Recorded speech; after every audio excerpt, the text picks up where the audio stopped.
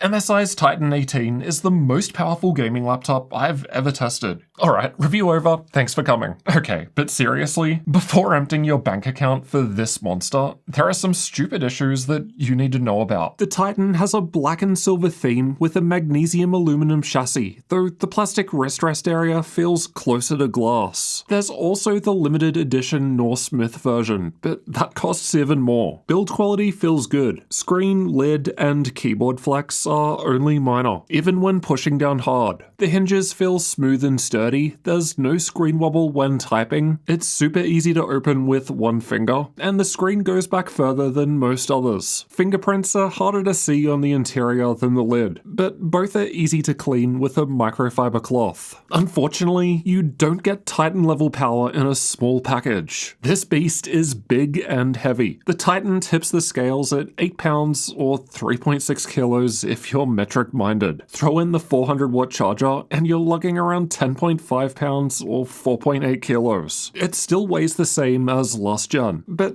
doesn't quite steal the heaviest laptop crown from Alienware's M18 R2. Interestingly, the older 2023 Titan with smaller 330 watt charger ends up heavier when including the chargers. So although we're at 400 watts now, at least the newer charger is more compact than MSI's old brick. My configuration has Intel's Core Ultra 9 285HX processor, Nvidia's RTX 5090 graphics, 64 gigs of RAM, and an 18-inch UHD Plus 120Hz mini LED screen. But the price will change a lot depending on what specs you pick with the link below. And if it has a good sale, we'll have it listed on our gaminglaptop.deals website so you can get it at the best price. The mechanical keyboard has per key RGB backlighting, and all keys and secondary functions get lit up. It's got 4 levels of key brightness, which can be adjusted with the F8 shortcut. You can't see the brightness of the keyboard change unless you stop pressing function, but you can see the touchpad change with it, and the lid logo's brightness is synced too. All lighting can be customized through the included SteelSeries software. There are way more effects built in compared to most other laptops out there. The keyboard feels nice to type with, but Cherry MX ultra low profile mechanical switches means it's louder to type on. Only the keys highlighted in green are actually mechanical. The ones in red are not. The seamless haptic touchpad is the worst laptop touchpad I've used in my entire life. Even its cool RGB lighting couldn't save it. It can be a bit awkward to use with the lighting off, as there's no border. But the real problem is the click. The touchpad decides when to make a click based on if you're touching the touchpad, which sounds fine, but in practice, I found things like double-click and dragging files around to be extremely annoying. Sometimes they work, sometimes they don't. In the case of double-click, you have to physically lift your finger completely off the touchpad between the 2 clicks. If you do the first click and then just slightly loosen the pressure and don't actually take your finger off the touchpad, most of the time it doesn't double click. You have to actually lift the finger up, which just isn't something I normally do, because other touchpads don't care about that. So I just tried to double click then, and you only heard it go once, and if I take my finger off, it's gonna release the click. That time it worked. Worked then, didn't work, didn't work.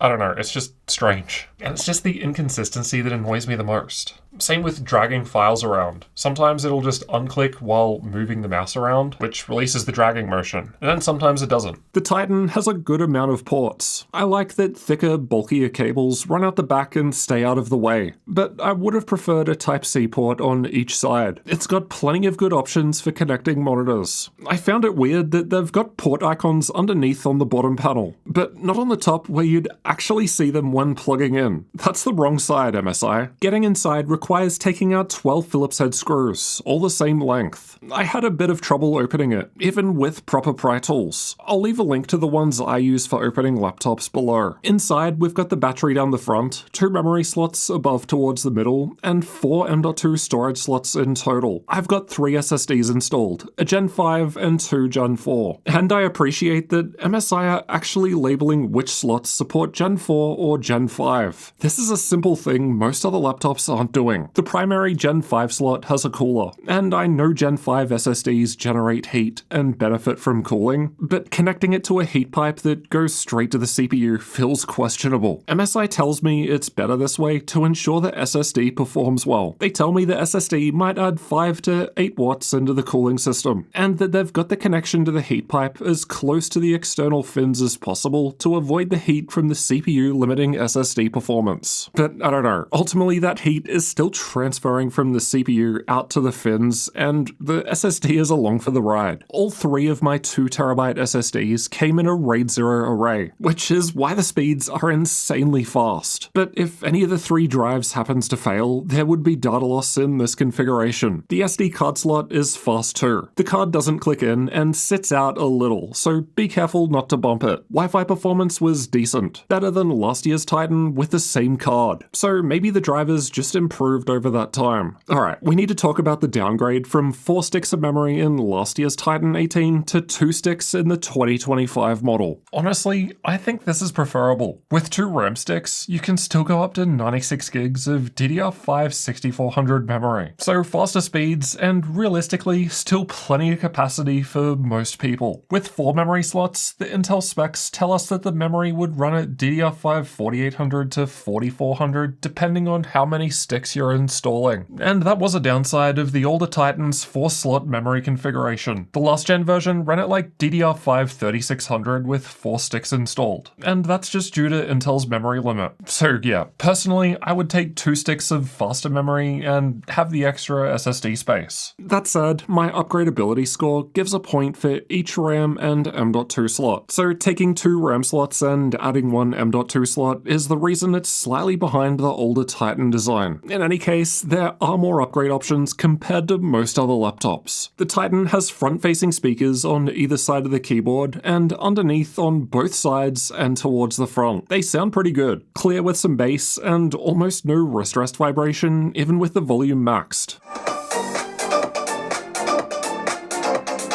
The Latencymon results weren't good in our 5-minute idle test. The Titan is powered by a 4-cell 99 Wh battery. Display power saver is enabled by default, which automatically lowers the screen's refresh rate to 60 Hz when you unplug the charger to save power. The change doesn't make the screen flash black when Optimus is on, like most other laptops do. Battery life was decent when compared to most other powerful 18-inch gaming laptops tested, and better compared to MSI's last-gen Titan 18. Generally speaking, you'll get better battery life from a smaller laptop, especially with an AMD processor. The Titan lost 21% of its battery while asleep for 24 hours. But this isn't a fair comparison with the other laptops, as it depends on the size of the laptop's battery. Here's how much battery power was lost on average per hour. But the drain isn't looking too bad compared to the other laptops we've tested so far. Let's check out thermals next. The CPU and GPU are covered by a vapor chamber cooler with 2 fans. Air comes in through plenty of holes in the bottom panel and gets exhausted from the left and right sides and from the corners out of the back. The MSI Center software lets us change between different performance modes, which from lowest to highest are Eco, Balanced, and Extreme Performance. Extreme mode lets you overclock the GPU, but this isn't enabled by default, so we haven't tested it. You can also set cooler boost to max the fans out, or use the advanced option to customize the fans. You can also enable max fans at any time with the function plus up arrow key shortcut. The internal temperatures were cool at idle. The rest of the results are from combined CPU and GPU stress tests, which aim to represent a worst case full load scenario. And the CPU was reaching thermal throttling at 100 degrees Celsius in extreme mode. That's not necessarily bad, as it depends on other factors like the performance, fan noise, and how hot the laptop feels, which we're getting to. Running with the lid closed wasn't much different, so no issues if you want to dock the laptop. Using a basic metal stand was enough to stop thermal throttling, and not too different from the cooling pad I test with at 800 RPM. Temperatures get cooler if you're fine with the cooling pad running louder. There's a link to the one I use below. Manually setting the fans to max speed wasn't much cooler than leaving them on automatic, but it was louder. Like many other laptops tested, maxing the fans out and cooling pad doesn't lower the CPU temperature, and that's because the extra cooling allows the laptop to boost up significantly, with all 8 P cores almost running consistently at 5 GHz. Crazy stuff. Extreme mode otherwise mostly performed much the same regardless of what we're doing to the temperatures. This is good performance despite our thermal throttling at 100 degrees, and considering the thermal throttle was removed with the stand and cooling pad, it must have only been minor, because the clock speeds don't actually improve that much with it gone. The CPU was able to run at 95 watts with the GPU near 170 watts, which is a great result from this sustained stress test. For whatever reason, to achieve that higher CPU performance with the cooling pad seems to take away from the GPU power budget. You'd think the 400 watt charger would be enough to keep the GPU maxed out, given the GPU is only 62 degrees here, but I suppose it does share its cooler with the CPU, which only has so much total capacity. Here's how FPS looks in an actual game with the different performance modes in use. I've got the native results without upscaling shown in purple, and a demonstration of the performance improvement that's possible by setting DLSS 4 to performance in red. Eco mode didn't provide enough power to run the game without DLSS, which is too bad, as it would have been nice to have the option of gaming with less fan noise. Based on this, they should rename balanced mode to performance and add a new balanced mode in between eco and balanced that's actually more balanced. Because right now, balanced and extreme aren't that different. You can see what I'm talking about in Cinebench, which is a CPU-only workload, and that's why the CPU is able to use more power here than before, because the GPU is idle. The difference between eco and balanced is just crazy. MSI really needs a better in-between mode. Anyway, it performs great when compared to other laptops tested. However, it's beaten by ASUS's smaller 16-inch SCAR 16, which has a lower tier processor inside. I've got no doubt the Titan could do much better with some custom tuning in the BIOS, but none of that is exposed in software, and we test with stock settings. The 27% boost to stock multi-core performance compared to last gen is nice though. Performance lowers significantly if we unplug the charger and instead run off of battery power. Last year's model was much better in this regard, and I did notice some slowness just interacting with Windows on battery power. As for keyboard temps, most laptops I test are in the low 30 degrees Celsius range on the keyboard at idle. The Titan was a little higher, but still felt cool. It feels warmer in the higher performance modes when under load, as it's using more power, and manually maxing out the fans didn't really change the warmer feeling center. The Titan has the hottest keyboard out of any gaming laptop we've tested in the last couple of years. That said, the hotspot is towards the middle where you're not actively resting while gaming, and it's also in between the keys. The actual keys themselves were definitely warm and a little uncomfortable, but not hot. Let's listen to how the fans deal with the heat.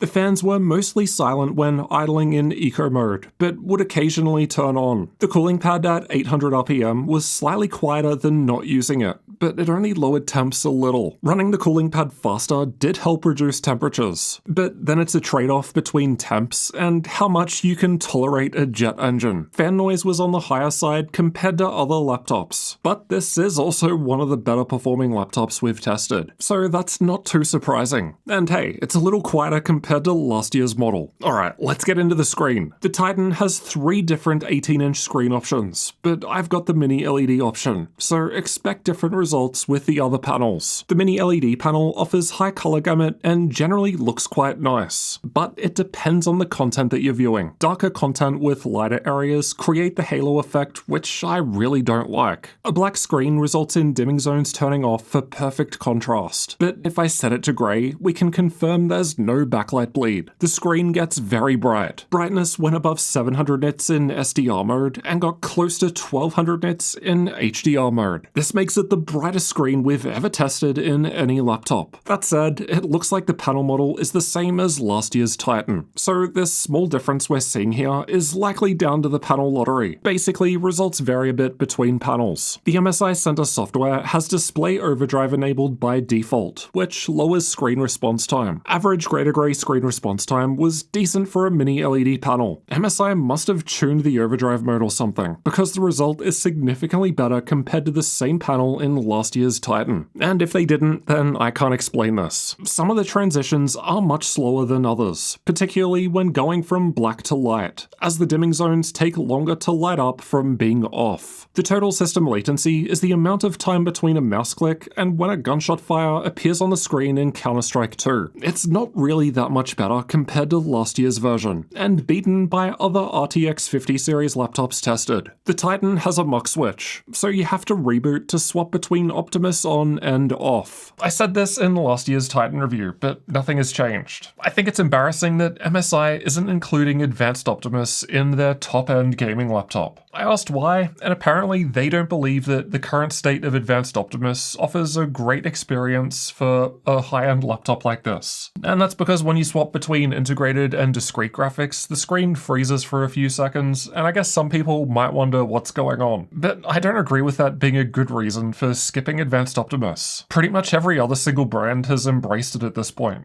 And even if we're not able to educate users as to why the screen briefly freezes, you could still have Advanced Optimus and also have the traditional muck switch to let the user choose what they want to do. Not only that, but there's no G-Sync in this panel with Optimus off, which I believe is a limitation of the UHD Plus panel that MSI are choosing to use. Fortunately, you can still use Adaptive Sync with Optimus enabled for tear-free gameplay, and given the difference between Optimus on and off does matter less at higher resolutions like this, and the difference also got smaller since Microsoft's Queso update, personally, I'd probably just leave Optimus on all the time and never bother rebooting to get this slightly better performance. The camera above the screen is 1080p, it's got IR for Windows Hello Face Unlock, and even a physically sliding privacy shutter, and this is how it sounds while typing on the mechanical keyboard.